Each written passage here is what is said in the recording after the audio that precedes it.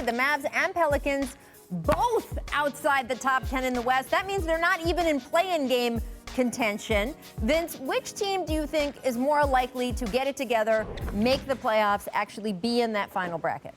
It's a tough one. I honestly say neither. I think both teams right now. I mean, I think it all depends on what the Golden State Warriors do, and they're playing right now. They hold the 8th spot, and they're playing great basketball. I think for the Pelicans, losing Drew Holiday was a big loss for them right now. So I mean, we just have to see because. But if I had to pick one, I would say the Mavs because I think they're playing better basketball right now, but it can go back and forth.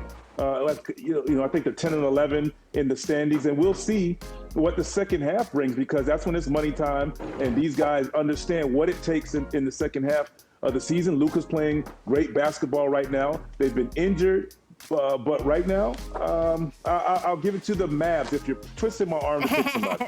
What about you, Zach? Hey, yeah, wait a second. I didn't know that neither was an option. I thought I had to pick somebody. When did neither become an option? That's why I picked somebody. I'm going to pick the Mavs because I actually think it's kind of impressive that the Mavs are 12 and 14, given how the virus and the related health and safety protocols just ravaged their team. They made it last year. We saw what Luka and KP did on the big stage. And I think they know what their identity is. They know who they are, and I think their roster is going to come together. The Pelicans are still finding out who they are, so I'll go Dallas, but I will say this. The Zion we've seen in the last 2 or 3 weeks, the one who's running a lot of pick and rolls, not just screening, but running a lot of pick and rolls and distributing, that guy, I think, locks New Orleans into a more cohesive identity, and that scares me a little bit if I'm the rest of the Western Conference. But I feel like New Orleans is going to go up and down a little bit more, and Dallas might go continuous up if they can just stay healthy and get together. So I'll say Dallas. Yeah, I know we just sort of slough off COVID protocols, and we just sort of say that, or we say, oh, yeah, they had a lot of guys missed with COVID. I had a conversation with Josh Richardson where he was explaining to me his entire experience. I don't think we've shown enough what happens to the guys in this league when they are going through this while also trying to play a regular season. First of all, he tested positive for COVID on the road, which means he woke up in a random hotel room in Denver, and they told him, you can't leave for 10 days. Had none of his stuff, had not, anything. And then he had real symptoms, just like a lot of guys. We heard Karl Anthony Towns talk about this yesterday, where he had trouble breathing. Even when he comes back, he said trouble sort of getting his wind. We know Maxi Kleber on the Mavs also had a lot of trouble sort of readjusting and getting back into the pace of the game. So I'm with you on the Mavericks. I actually think 12 and 14 is impressive. They've won a big chunk of their recent games, and I'm interested to see if they climb out. But boy, Zion Williamson still a problem, and getting even more so. So we'll see. Absolutely. And you can see the playoff chances our BPI gives as well. All right, let's move on to the guy who beat out Zion for Rookie of the Year last season, Ja Morant, facing the Lakers tonight. Zach, you just featured him in your latest 10 Things column. Has Ja added to his game in year 2? Because year 1, he won Rookie of the Year. I'm all in on Ja Morant. And what has he added? I don't know if he's added anything as much as he's just getting better continuously. But I'll say one thing.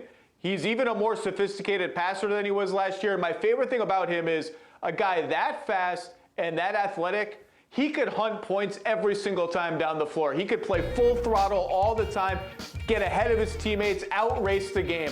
And Ja Morant doesn't play like that. He seeks out opportunities to get guys involved. He slows the game down. He knows how to manipulate the game in the half court. He's always looking for teammates. He'll get off the ball and work as a cutter for a little bit to get other people going. That kind of unselfishness, that kind of feel for what it means to be a point guard and a leader, that guy has it. And I'm all in on him, and I'm really hoping he continues to get better and does special things for Memphis. And I agree with you, and I think just confidence in year 2.